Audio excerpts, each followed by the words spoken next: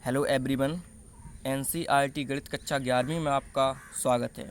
तो इसी क्रम में आज हम प्रश्नावली 5D का प्रश्न क्रमांक 4 सॉल्व करेंगे, जिसके पार्ट 2 हम लोगों ने कंप्लीट कर लिए हैं। तो इसके आगे के पार्ट आज हम लोग देखेंगे। तो हमने इसके आगे के पार्ट पहले से ही सॉल्व करके रखे हैं, तो आपको समझना है बिल्कुल उसी प्रकार से हमें सॉल्व करना है जिस प्रकार से हमने पहले के 2 पार्ट सॉल्व किए हुए थे।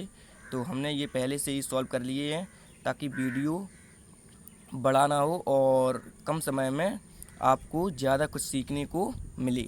तो चलिए, सबसे पहले प्रश्न को पढ़ना है आपको। तो लिखा हुआ है कि निम्नलिखित समीकरणों को हल कीजिए। तो हमें ये समीकरण दिया गया है एक्स स्क्वायर माइनस के 5 plus 5i x plus 13i बराबर 0। तो इस समीकरण को हमें हल करना है।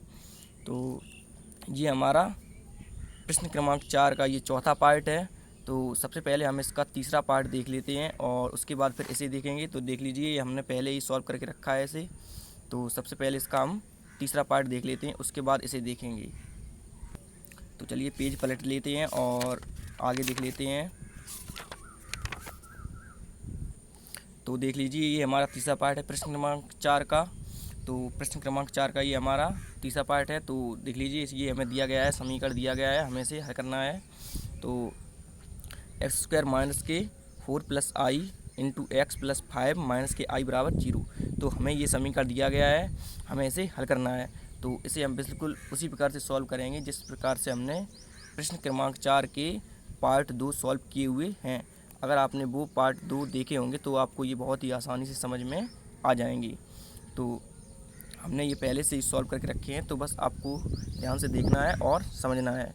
तो चलिए, तो सबसे पहले हमने क्या किया हुआ है देख लीजिए। सबसे पहले हमने ये हमारा समीकरण दिया गया था, हमने इसको एक बार लिख लिया है। उसके बाद हमने व्यापक समीकरण से इसकी तुलना कर दी है, जो हम पहले प्रश्नों में करते थे। यानी कि इसके प्रश्न क्रमांक 4 के हमने पार्ट 2 सॉल्व किए हुए हैं, उसी प्रकार से बिल्कुल सॉल्व किए हुए हैं। आप चाहें तो देख भी सकते हैं। उसके बाद ये हम व्यापक समीकरण लिखेंगे, a x square plus b x plus c बराबर 0। और व्यापक समीकरण से इस समीकरण की हम तुलना कर देंगे। उसके बाद हम ए बी और सी के मान निकाल लेंगे। उसके बाद जब हम ए बी और सी के मान निकालेंगे, उसके बाद हम क्या करेंगे, इसमें द्विघाती सूत्र का प्रयोग करेंगे, या जिसे हम श्रीधराचार्य सूत्र भी बोलते हैं। इस सूत्र को हम क्या बोलते हैं, द्विघाती सूत्र या श्रीधराचार्य सूत्र, आप समझ गए होंगे।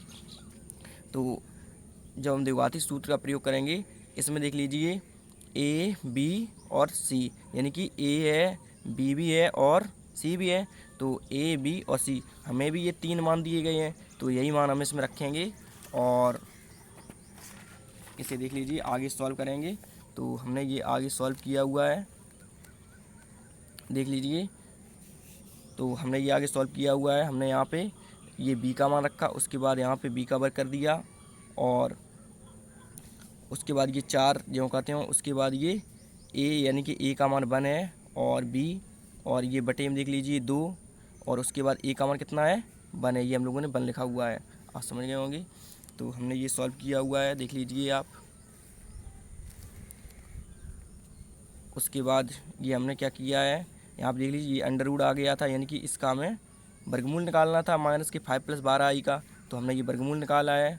तो वर्गमूल कैसे निकालते हैं, अगर यहाँ पे प्लस है तो यहाँ पे प्लस लेना है बीच में, और अगर बीच में यहाँ पे माइनस होता तो हम यहाँ पे माइनस लेते। और उसके बाद क्या करते हैं, दोनों पक्षों का वर्ग कर देते हैं। तो हमने जो किया है प्रश्न में, जो हमने ये आंसर में किया हुआ है, तो हमने वह लिखा भी है, देख लीजिए यहाँ पे हमने दोनों पक्षों का वर्ग किया है। तो हमने ये दोनों पक्षों का वर्ग लिखा हुआ है, दोनों पक्षों का वर्ग करने पर। तो आप समझ रहे होंगे। तो अब आप इसका साथ में स्क्रीनशॉट भी लेते चलिए और हम आपको समझाते भी चल रहे हैं। तो चलिए, सबसे पहले हम आगे से इसका शॉट लेते हैं, स्क्रीनशॉट। तो इसका आप स्क्रीनशॉट ले लीजिए, और इसके बाद ये रहा, और इसके बाद ये रहा, और इसके बाद ये थोड़ा समझ लीजिए। तो हमने ये देख लीजिए, माइनस के 5 प्लस 12i बराबर ए स्क्वायर माइनस के बी स्क्वायर प्लस 2ab। तो आप समझ रहे होंगे कि देख लीजिए ए स्क्वायर माइनस के बी स्क्वायर, ये हमारा वास्तविक भाग है, क्योंकि इसके साथ में आई नहीं है, इस पद में आई नहीं है। तो ये हमारा कैसा भाग है, वास्तविक भाग है। और इस साइड हमारा वास्तविक भाग क्या हो जाएगा, ये -5, क्योंकि इसके साथ में अभी आई नहीं है। और ये देख लीजिए इस साइड हमारा 2ab यानी कि इस पद के साथ आई आया हुआ है, तो ये कैसा है, हमारा काल्पनिक भाग है। और इसी प्रकार से इस साइड देख लीजिए तो ये देख लीजिए 12i, तो 12 के साथ में आया हुआ है, तो ये हमारा कैसा भाग हो जाएगा, काल्पनिक भाग हो जाएगा। तो हम क्या करेंगे, इसमें वास्तविक भाग बराबर वास्तविक भाग लिखेंगे और काल्पनिक भाग बराबर काल्पनिक भाग लिखेंगे। तो हमने वही लिखा हुआ है, दोनों पक्षों के वास्तविक और काल्पनिक भागों की तुलना करने पर। बिल्कुल वही सेम प्रोसेस है जैसा कि हमने इसके प्रश्न क्रमांक 4 के पार्ट 2 सॉल्व किए हुए हैं। अगर आप वो देख लेंगे तो आपको ये बहुत ही आसानी से समझ में आ जाएंगे। तो ये प्रश्न बड़े हैं तो इन्हें सॉल्व करने में टाइम लगता है, तो इसीलिए हमने ये तकनीक आप लोगों के लिए निकाली हुई है, ताकि हम कम समय में आपको ज़्यादा पढ़ाई दे सकें या ज़्यादा स्टडी करवा सकें। तो आप समझ रहे होंगे। तो हमने लिखा हुआ है a² - b² बराबर -5, क्योंकि वास्तविक भाग बराबर वास्तविक भाग देख लीजिए ये लिखा हुआ है, इसे हमने समीकरण 3 नाम दे दिया।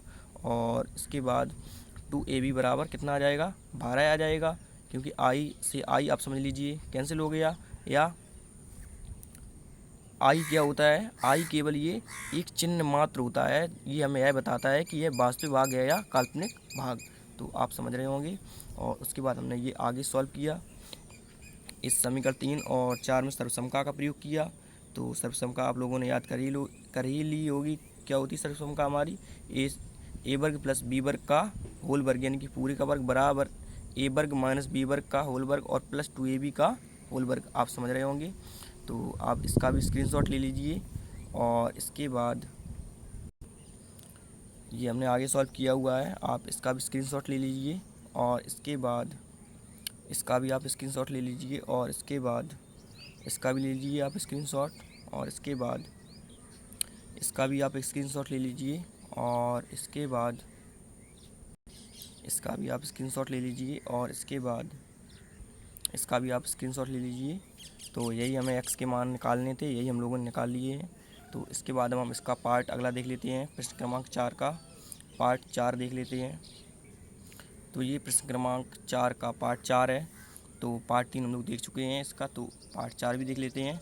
तो बिल्कुल सेम वही प्रोसेस है। अगर आप लोगों ने एक प्रश्न की प्रोसेस क्लियर कर ली तो आपको ये सभी पार्ट इसके प्रश्न क्रमांक 4 के बहुत ही आसानी से समझ में आ जाएंगे। तो वही प्रोसेस है। सबसे पहले ये समीकरण हमें दिया गया था, तो आपको बिल्कुल ध्यान से देखना है। तो जो हमें दिया गया था, ये जैसे कि ये मान लीजिए हमें पार्ट इसका 4 दिया गया है। तो सबसे पहले हम क्या करेंगे, सबसे पहले हम इसकी व्यापक समीकरण से तुलना करेंगे। और व्यापक समीकरण हमारा क्या होता है, वो हमारा कुछ इस प्रकार होता है, ax² + bx + c बराबर 0। तो उसके बाद हम a, b और c के मान निकालेंगे। तो उसके बाद हम क्या करेंगे, जब हम a, b और c के मान निकाल लेंगे तो इसमें हम देख लीजिए श्रीधराचार्य सूत्र का प्रयोग कर देंगे। तो आपको मान रख देना है। तो आप इसका स्क्रीनशॉट ले लीजिए। और इसके बाद आगे देख लेते हैं। तो ये मान आप रख देंगे, उसके बाद इसे आगे सॉल्व करेंगे। तो आप इसका भी स्क्रीनशॉट ले लीजिए। और इसके बाद इसका ये हम लोगों ने वर्गमूल निकाला हुआ है √0 - 2i का। तो हम आपको पहले ही बता चुके हैं, अगर यहाँ पे माइनस है तो यहाँ पे -a - bi या i भी करेंगे। तो उसके बाद वर्गमूल कैसे निकालते हैं, दोनों पक्षों का वर्ग कर देंगे और इसे सॉल्व करेंगे। उसके बाद इसमें हम क्या करेंगे, यहाँ पे ये वास्तविक और काल्पनिक भागों की तुलना करेंगे। जैसे 0 - 2i बराबर a² - b² - 2abi है। तो क्या होगा, दोनों पक्षों के वास्तविक और काल्पनिक भागों की तुलना करेंगे हम। तो a² - b² बराबर 0 हो जाएगा, a² - b² बराबर 0 और 2ab बराबर 2, क्योंकि वास्तविक भाग बराबर वास्तविक भाग और काल्पनिक भाग बराबर काल्पनिक भाग। आप समझ गए होंगे। तो चलिए इसे आगे देख लेते हैं। तो इसी के आगे हमने आगे ये सॉल्व किया हुआ है, इसमें सर्वसमता का प्रयोग किया गया है। तो इसका भी आप स्क्रीनशॉट ले लीजिए। और इसके आगे इसका भी आप स्क्रीनशॉट ले लीजिए। और इसके आगे इसका भी आप स्क्रीनशॉट ले लीजिए। और इसके आगे इसका भी आप स्क्रीनशॉट ले लीजिए। और इसके आगे इसका भी आप स्क्रीनशॉट ले लीजिए। और इसके आगे इसका भी आप स्क्रीनशॉट ले लीजिए। अब हम इसके बाद इसका अगला पार्ट 5 देख लेते हैं। इसके 6 पार्ट दिए गए थे, तो पार्ट 5 देख लेते हैं इसका। तो ये हमारा पार्ट 5 दिया गया है। क्या दिया गया है देख लीजिए, एक्स स्क्वायर माइनस के 5 + 2i एक्स प्लस 9 + 7i बराबर 0। तो इसे भी हम बिल्कुल उसी प्रकार से सॉल्व करना है जिस प्रकार से हम इसके पार्ट 4 देख चुके हैं।